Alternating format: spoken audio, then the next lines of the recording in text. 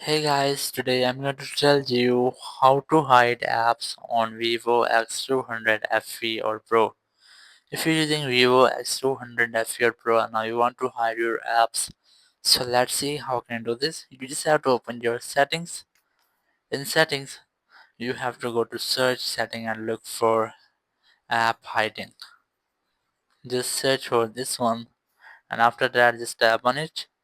Here you have to enter your password or fingerprint you want and then select app hiding, and here you can easily hide your apps. You just have to enable the app hiding feature for which apps you want to hide.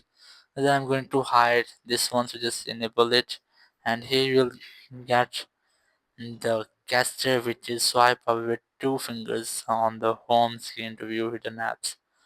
So just go back, and here just swipe up with two fingers and you will get this type interface. Just verify yourself and you will get the folder with your hidden apps. So that's how you can easily hide apps on your Vivo X200 FE or Pro. Thank you very much for watching the video. Until next video, bye bye.